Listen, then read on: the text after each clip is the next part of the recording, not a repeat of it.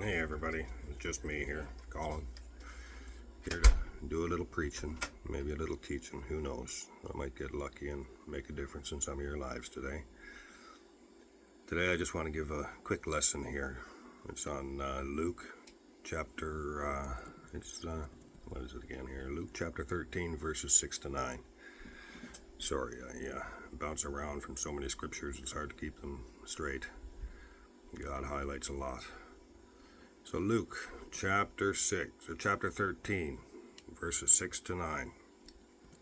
We're going to talk about the parable of the barren fig tree today. And he told this parable.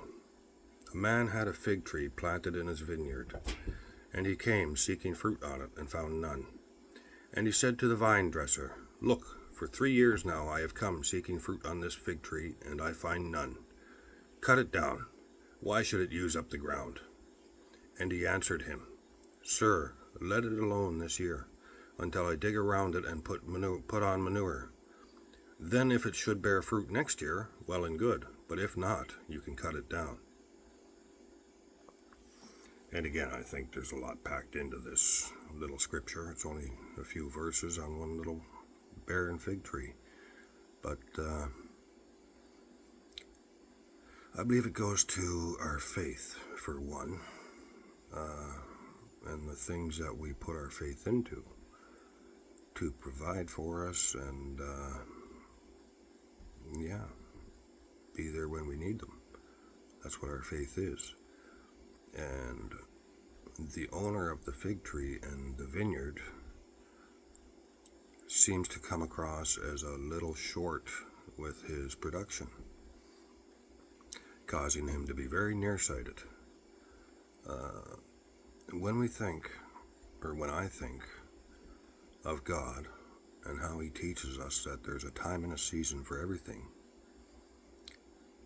I think about the farmers, obviously, because spring comes, you plant your seed and you wait for the rains and you tend to the weeds and you wait till the fall and all the good suns, and then you harvest your crop. But for me, I try and think longer term, like that of, say, an apple farmer or a Christmas tree farmer. You see, to be a farmer in that industry, you have to have patience. Not the kind of patience that can be seen in 3 years, but the kind of patience that takes 20, 30, 50. And that's the kind of patience that will make a difference long term.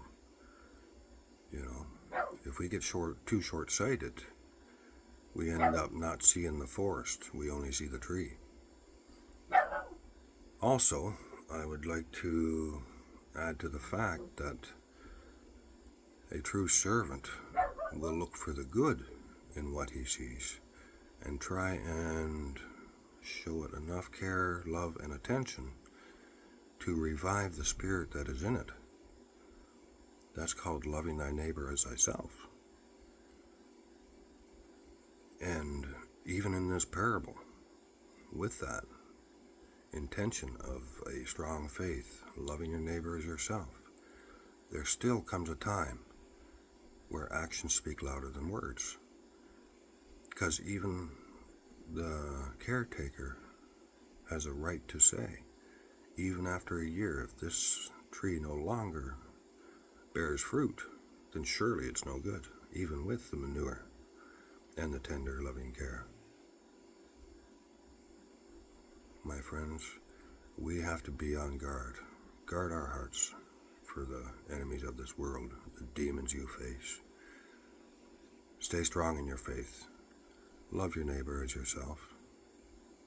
You know, I once heard someone say, and he was very smart, that all the prophets in the history of God's good book lived by two principles. The first commandment, love the Lord your God with all your heart, with all your mind, and with all your soul. This is the great commandment. There is none other like it.